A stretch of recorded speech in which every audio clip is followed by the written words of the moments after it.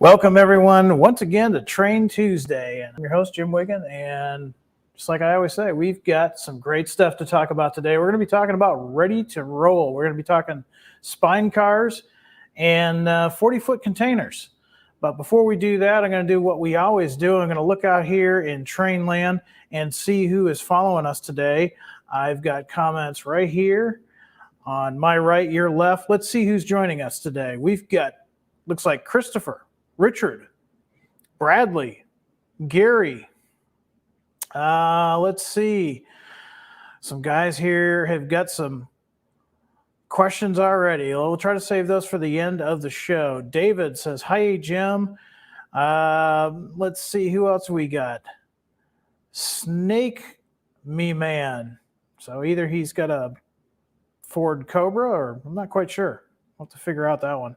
We got Austin, we got David, we got Rick, we got John, we have Idaho Railfan, we have D'Angelo, we have Joseph, we have Dave. So I want to thank you all for joining me today.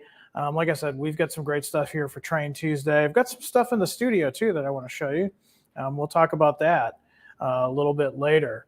We'll do a few more comments and then we will get started and we'll take a trip. We're going to start in the 90s today. So for all you guys that are into the 90s and 2000s era, stick around. I've got some great stuff to show you. So we have Tom all the way from Denmark joining us today. We've got Terry, Cody, we've got Herc, and he wants those hats. Herc wants a hat. Just remember Herc hat. Brian, Todd, Kevin, Ted, and Joseph. So this is great. I'm glad to see you guys on board today. We're going to have a great show, really great show. So let's go ahead. Let's assume the position. Let's get comfortable. Put the hobby knife down. Grab the beverage of your choice and get comfortable for Train Tuesday. And what do I have to show you today? Well, like I said, let's go back to the 90s. Now, I can say on a personal level, I started doing a lot of rail fanning in the early 90s. And on a local level in my small town in New Hampshire, it was pretty common to see 50-foot boxcars. And of course, the cabooses even by then were long gone. But it wasn't until I got to go rail fanning with some friends into Western Massachusetts, into the Boston and Albany territory of Conrail, did I see these unusual cars. And these unusual cars were skinny looking cars and they had containers on them. And I wasn't quite sure what those were. I was later found out that those were spine cars made by Trinity Industries. And I'm going to go ahead and show you our first offering here. So this is the TTX. This is the Prime for Grime version. This is faded. This is perfect for you guys that are modeling in the 2010s. And the spine car was one of the influential cars that kind of changed the landscape of freight transportation, if you will. These cars predominantly carried trailers. And I remember distinctly seeing different types of trailers. Mainly in this era, I was seeing 45-foot trailers at that point. You can see that this particular car and the other cars that we're offering, you have hitches on either side. That's so that the car could carry a really wide variety of trailers. And so this one here, this is the TTX. This is Prime for Grime. And as you know, if you've rail fanned these, the TTX colors, they fade really quick. They go from that bright yellow to this really faded custard yellow. We're offering this as a 3-unit spine car set. And we're going to offer this particular paint scheme for the 2010s in 4 different road numbers. So that way it's very easy for you to complete a whole train of these very easily. And it's pretty impressive when you get a bunch of these put together on, say, a modular Fremo setup, or if your club has a really large layout. It's really impressive to see these all lined up on a train. So the next one that we're offering, we didn't stop at just the TTX faded. We also did the newer version as they appeared. Most of us are probably familiar with this paint scheme. It's been very common over the last 20 to 25 years. And so this one here is earlier, not 2010s, but more into the 2000s. And again, when I was rail fanning early Bnsf, these were pretty much a staple on the Transcon. The Transcon being the former Santa Fe route to Chicago. And that famous TTX yellow is done here. These are done as they were up here the day they came out of the factory, basically. Brand spanking new. They haven't been faded yet like the previous one that I showed you. And once again, we're offering this. These are all 3-car sets, meaning that one car is 3 separate spine cars linked together permanently. We're offering those in 4 different road numbers as well. And it's funny that I mentioned Bnsf because that's actually the next one that we're going to show.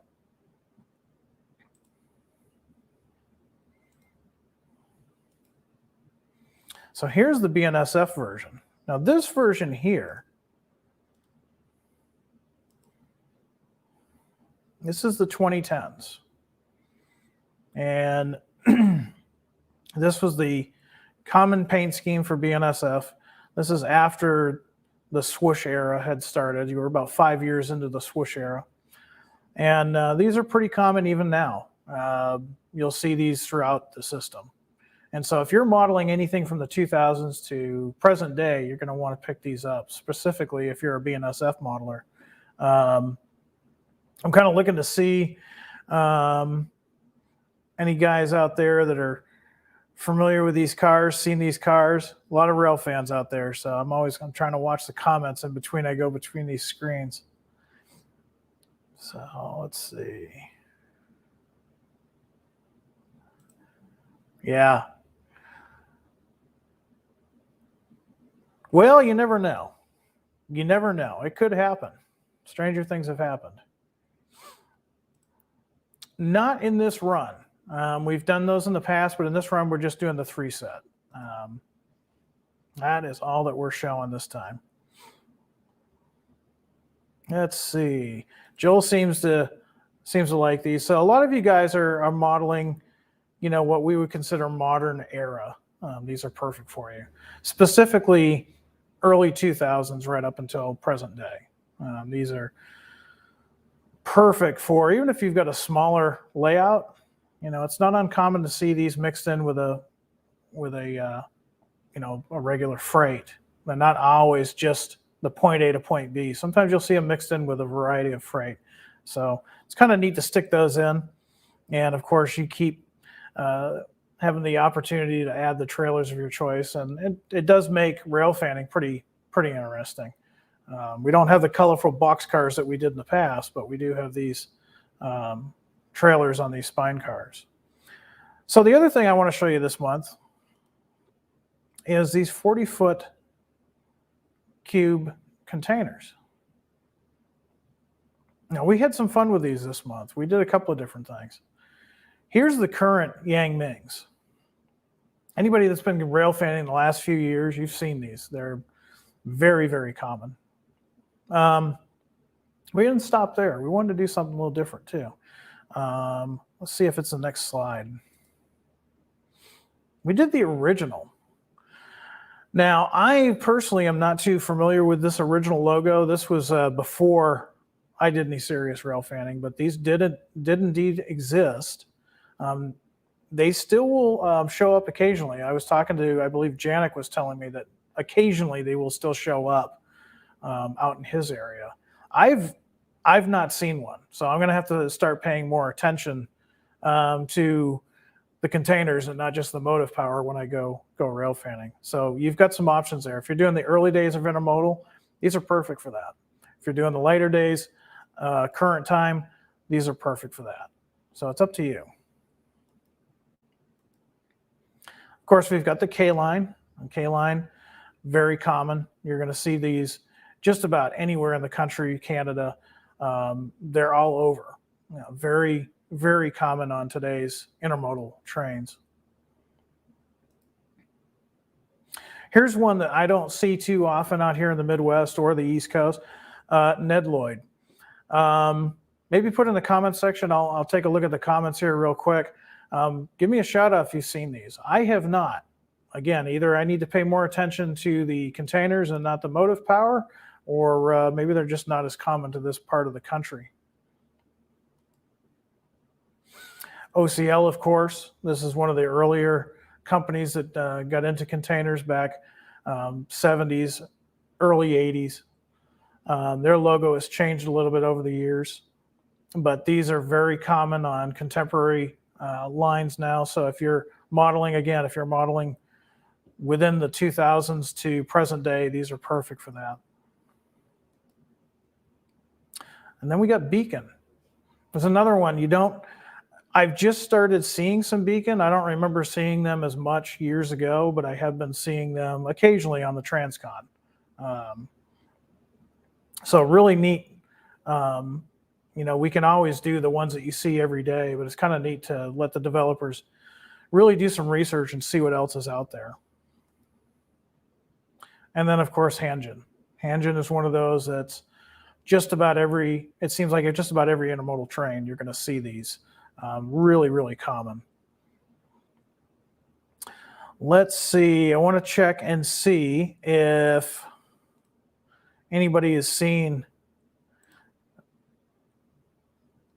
Okay, around Joliet. That would make sense, Austin, because like I said, I just started seeing those not too long ago.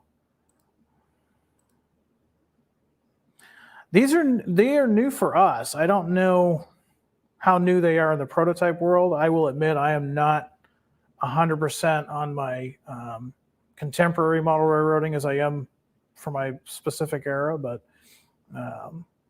yeah. Let's see what else we got. Rick says he sees a need, Lloyd, in the UP, Memphis, Long Beach trains. Okay, that would make sense because Janik, I think, has told me he's seen those. And Beacons, he's seen on the UP stackers as well. So yeah, thanks, Rick, for sharing that. I mean, this is all interesting information because if you're modeling any of these lines or these areas of the country, you're going to need to know what is usually seen, in that type of part of the country and on that line. Let's see, what else do we have?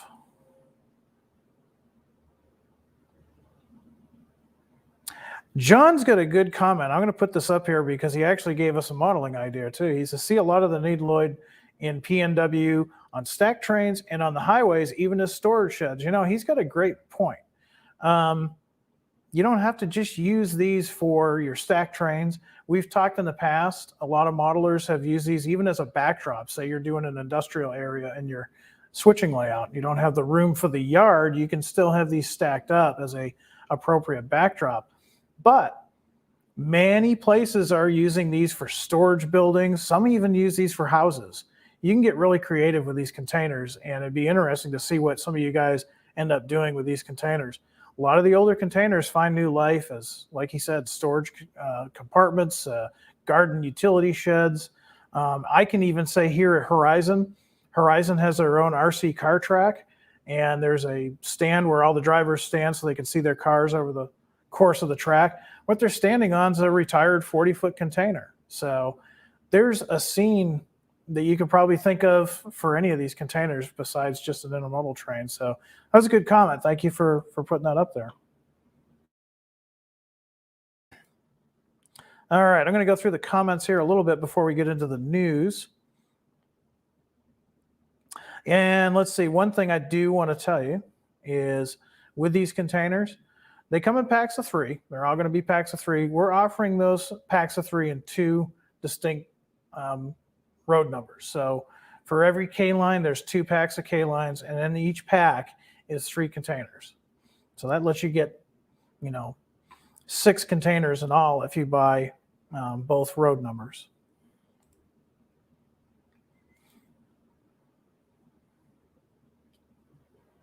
And let's see. Yes, Miguel, we have made the frame trailers for these in the past, the skeleton trailers, if you will. And we'll probably be offering more in the future as well. That's kind of a perennial thing. So just keep your eyes open on those.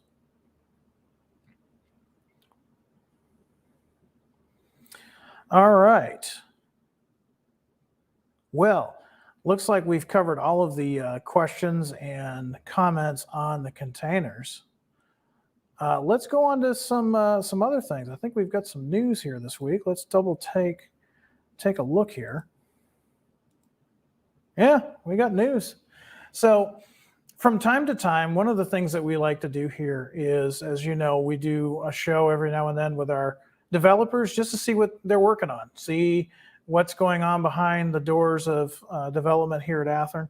And quite often, I'll get pictures sent to me. Now, one thing to remember is we all work remotely. So Janik is in one location, John's in another location. All of our developers, they work in different locations. And of course, myself, I'm in either one of two locations most times. So they will send me pictures. We can't always meet in person. And John actually got a hold of me the other day, and he wanted me to show you what he's got some pre-production pictures of. There you go. DDA 40X. Now, we talked about these last fall. It was about August, September we talked about these. Now, I want you to take a look. This is 6924. Now, keep in mind, this is a pre-production sample. So this is not what you are necessarily going to receive if you pre-ordered these. These are the things that John has to go through and make sure they're up to our specs. But he wanted to get some pictures and share these with us, and I'm so glad that he did. But 6924, I'm going to look in the comments. This is a quick little shout-out contest here. What do you see that's unusual on 6924 that you don't normally see on a locomotive? And I'm going to look at the comments, see who gets this first. Take a good look. I stumped you because the comments just stopped. Okay, I'll give you a hint. If you grew up in the Cold War era, you'll know exactly what it is. There we go. I think I've got a winner. Let me check. I got to see you as first because you all answered at the same time. Joel, I'm going to give it to you. Air raid siren. Air raid siren. Yeah, let's take a look at this real quick. This is kind of cool. We talked a little bit about this last year. Let's zoom in on here. This is a Federal Signal Thunderbolt siren. These used to be in just about every town in America and Canada even. And they were the air raid sirens.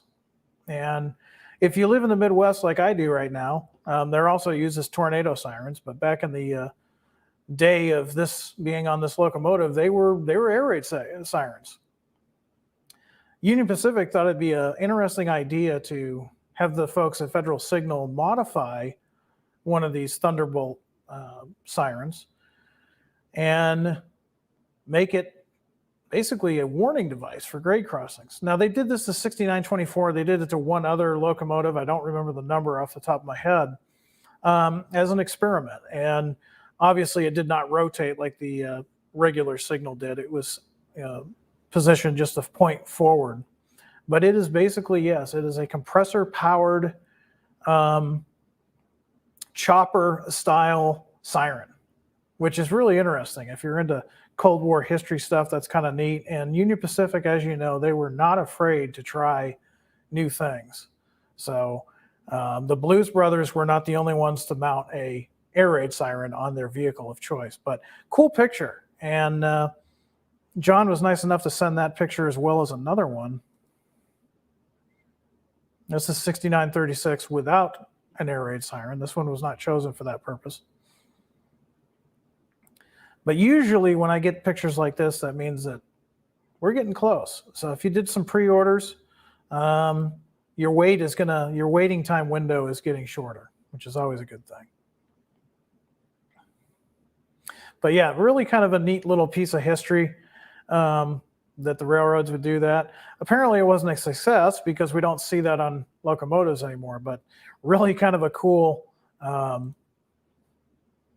neat feature. Now, the cool thing is if you order that with the DCC and sound, the Thunderbolt siren will be part of that decoder.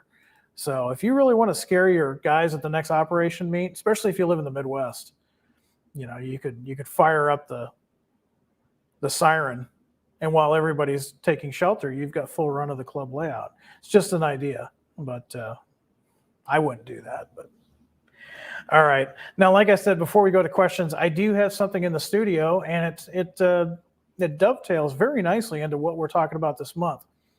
Earlier this month, we talked about the GP38-2s in the Genesis series. Now, these locomotives, like I said, these are the equivalent to the pickup truck in the railroad industry. They're just about everywhere. We've offered them this time in some really cool paint schemes. The one that comes to mind for me is the MKTs. We did the simplified paint scheme. We talked a little bit about that. Now, if you missed that episode, just go over to our YouTube channel. And while you're there, go ahead and hit like and subscribe and hit the bell so that you know every time a new video goes up, whether it be Train Tuesday or an announcement video, you get a notification. But if you go over there and look up the Train Tuesdays, it was the first Train Tuesday of the October era. So we're looking at 9/23, Train Tuesday 9/23, if I remember right. And take a look at that. We did a whole episode just on the GP38-2 and what we're going to be offering. Now, one of the things that I love about my job is we don't just look at pictures all day. We actually have product. Now, it just so happened that GP38-2s that we announced last year started arriving a couple of weeks ago. And I have one here in the studio. I'm going to hit the magic button to see if I can get that camera to move over. There we go. So if you have not ordered a GP38-2 for this month, maybe you just haven't seen one of these in person. Here's the example from the last run. And one of the things that we do, in this case, a Missouri Pacific, you'll notice that it's got Missouri specific details. Now, the one that stands out for me is the Smokestacks. Most of the customers ordered these from EMD with just 2 stacks. Missouri Pacific had 4. And so that's what we have detailed here. Now, the other nice thing about Genesis locomotives, and specifically with these GP38-2s, not only road name specific, but road number specific. And if you know that the GP38-2s have been out since the early 1970s, you'll know there's been a lot of railroads that have come and gone. And you'll know that years later, this might end up as a Union Pacific locomotive. So if you're modeling modern day operations, you'll know that sometimes your locomotives, they may all sound the same. They may all be GP38-2s, but the details may be different because one may have come from one road and one from another road. And that's the beauty of Genesis models. They're going to have not only the road specific details, but road number specific details. So go ahead, if you missed it, go to our YouTube channel, check out the Train Tuesday where we talk about the GP38-2. We've got some exciting road names that we're doing this release, and you have until the end of October to place your order. So that's October 29th. It's a Friday. So that's not my locomotive. I kind of wish it was. It's a really nice locomotive. The Illinois Central Gulf units that we did, very nicely done. Those were based on old GM&O locomotives. So there you go. Just because I say ICG doesn't mean they're originally ICG. They were originally another road. Each number is different depending on where it came from. So take a look at that. It's a lot of fun to see the differences and stuff like that. All right. Well, we've come to the point of the show now where we're going to take a couple of questions. So I'm going to look out there in the crowd and see what we've got for questions. Let me see. Joel says he's digging the ICG. Well, in my opinion, what's not to love? And I love both schemes. Well, let's see.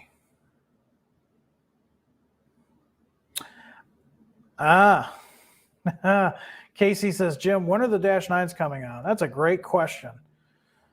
Now, one of the disclaimers I will tell you is just because of everything that's going on in the world, and I'm sure you've seen it on the news or in your social media feed, things are being delayed as far as shipment. Now, we're still hoping to see those locomotives get here around November. I don't have a firm date for you yet because right now ETAs are kind of fluid just because of everything going on with delays in shipping. But we're hoping to see those in November. You'll probably get yours before Christmas. Jay Cure says, hey, how soon on those DD40AXs? That I don't have a firm date for you yet. Again, that kind of goes along with the Dash 9 situation with the shipping delays and things of that nature. Things are kind of going out. Now, you can always go to our website, athearn.com, and go to the specific release locomotive that you're looking for. What we try to do is we try to update that and kind of give you at least a good range of a date when those will be available, kind of give you a heads up. It's not to the actual date. It's more of a range because those shipping dates change, especially right now. They tend to change pretty consistently.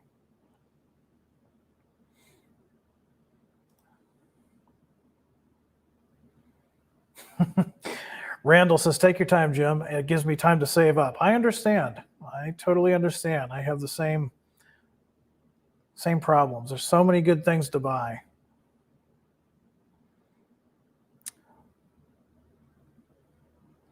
Bradley wants to know, how about Milwaukee Road GP38-2s?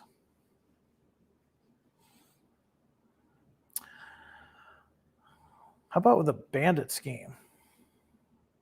You might not like that if you're a Milwaukee Road guy. I don't know. You might not like that, but I always thought that was kind of fascinating. I mean, a lot of guys, especially in our Prime for Grime, like those.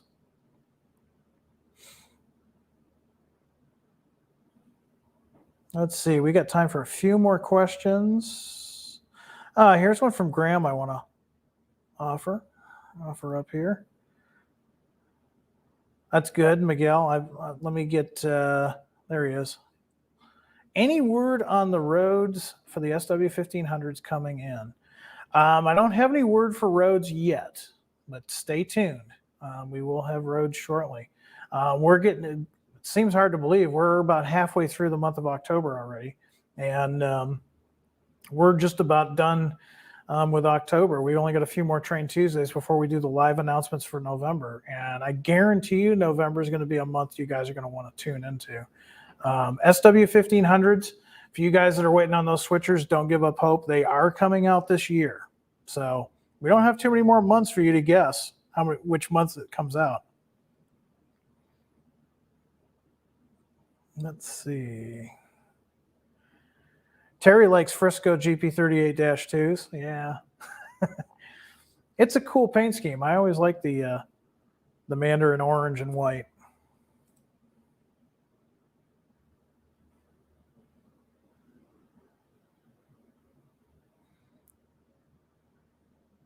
So we got some good questions here. I'm going to start with Jonathan.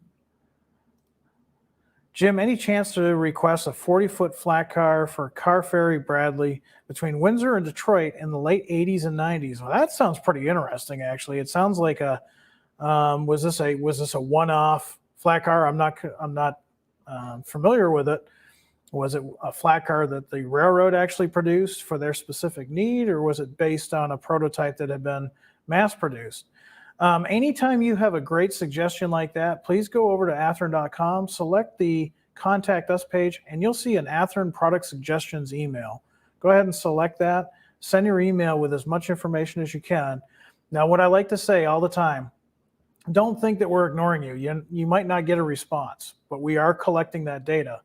And in the last few months, should be any indication, a lot of the road names that we've come out with on our locomotives and freight cars have been based on your comments and suggestions. So we thank you for that. And that sounds like a pretty interesting project. Is it doable? I don't know. That's what they pay the developers for. But definitely put that into the email. I'm sure the developers would love to see it. Let's see. I saw another one in there.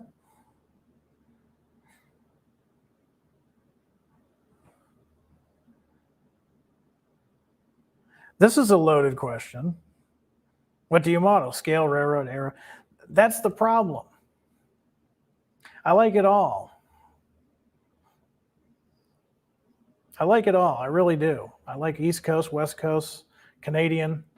It depends on my mood, I guess. Predominantly Model N, believe it or not, but HO is a very close second. And, the developers here at Athearn, they do a good job of keeping my paycheck skinny.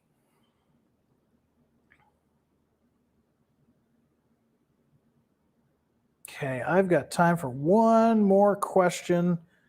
And, Glenn, I'm going to put yours up there because I kind of share your enthusiasm.